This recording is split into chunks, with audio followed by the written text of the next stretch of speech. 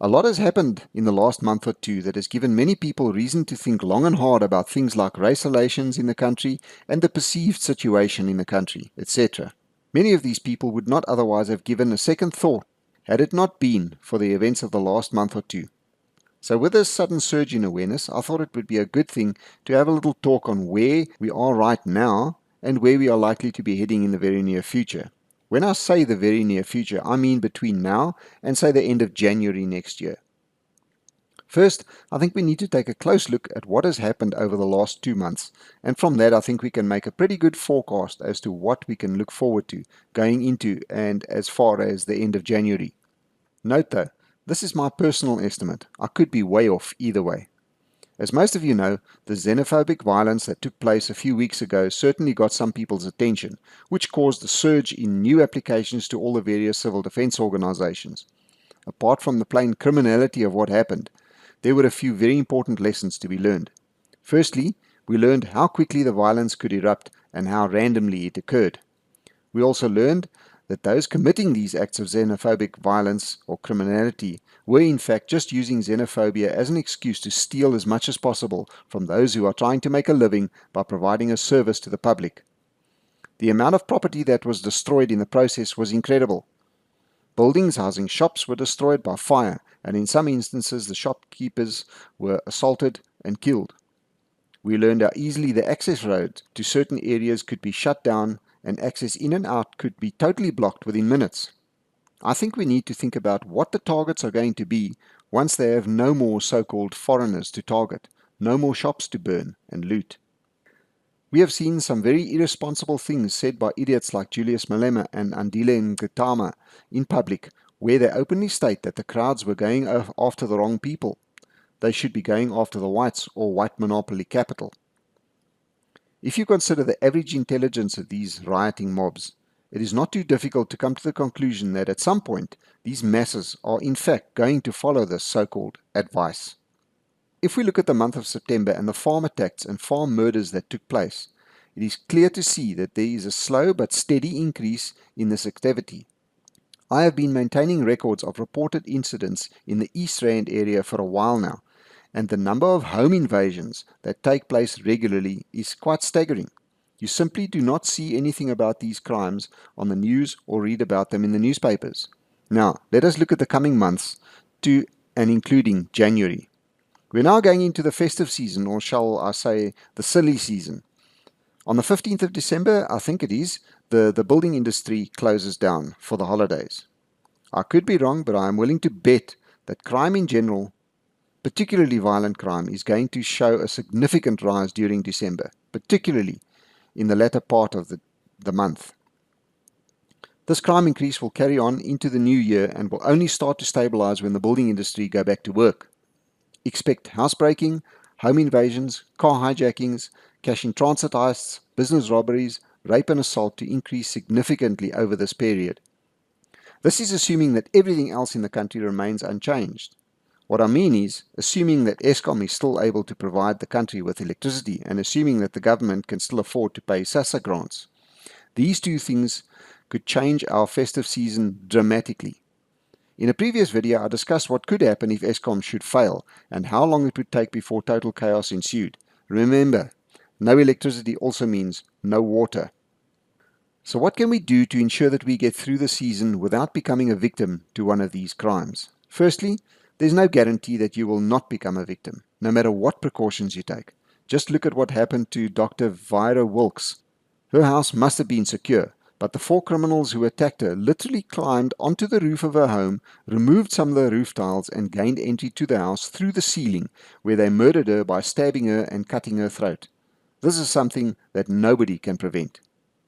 In our homes, we need to be extra vigilant at all times. Be prepared and ready for trouble at any time, day or night.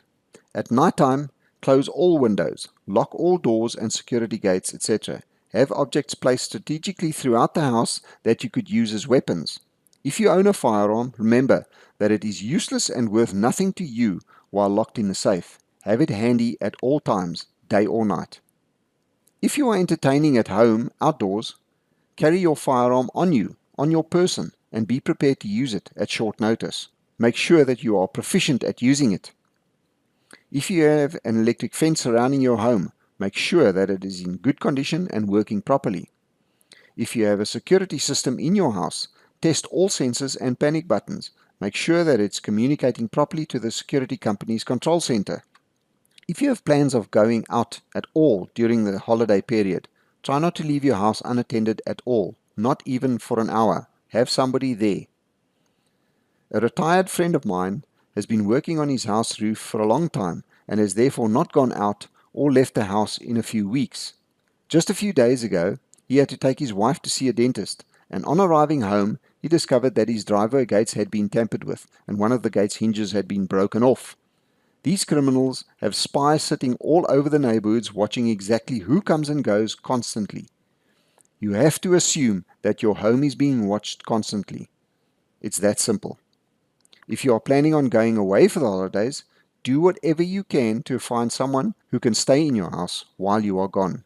A house that stands empty for longer than 2 days is a definite target, no matter what neighborhood you live in. Do not think for a second that a house in a security enclosed complex is safe either. The reality is that they are only marginally safer. If you plan on driving around during the holiday period, do not drive around with your windows open. The best and safest is to open your windows only a small amount, not enough for a person to get a flat hand through. In this position, your window's glass will not break as easily because it is able to flex a slight bit more. Do not have any valuables on the seats or anywhere in the car where it can be seen from the outside. This is a sure way to have a window smashed at the traffic lights and your belongings snatched. Rather put valuables in the boot where they cannot be seen. Again, if you own a firearm, carry it at all times in a position where it is inconspicuous but easily reached in an emergency. It is not uncommon for a hijacker to walk up to a car at the lights and point a gun at the occupants demanding that they get out of the car. In a case like this, the chances of them shooting you are almost 100%, unless you can surprise them with a shot through the door or the window. If I know I am probably going to get shot anyway, I would rather do what I could to prevent it.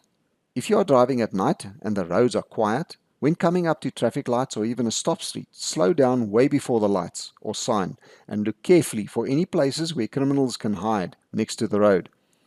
Watch for loiterers sitting doing nothing other than being conspicuous. Approach the lights or stop sign at slow speed, but do not stop completely. Have your car in a gear that should you need to put your foot down, you could speed away easily. I know it is breaking the law, but if you are not absolutely sure that it is safe to stop, slowly proceed through the intersection with caution and carry on your way. Rather safe than sorry. Whatever you do, please do not stop for any obstacles in the road. There have been many reports of people pretending to be dead in the road while they have a few accomplices hiding in the shadows next to the road somewhere. They might also use small children who look like they have been abandoned in the road. Do not stop. If you are concerned that there really might be a dead person or an abandoned child, etc. in the road, drive to the nearest police station and report it. Let them go out there and find out if it is real or not. Your life is worth more than stopping to find out if the situation is real or not. I hope that these few bits of advice help you to stay safe or safer this festive season. Please like and share this video on other social media platforms. It is the only way my message gets out there. If you have not subscribed to my channel yet, do it now.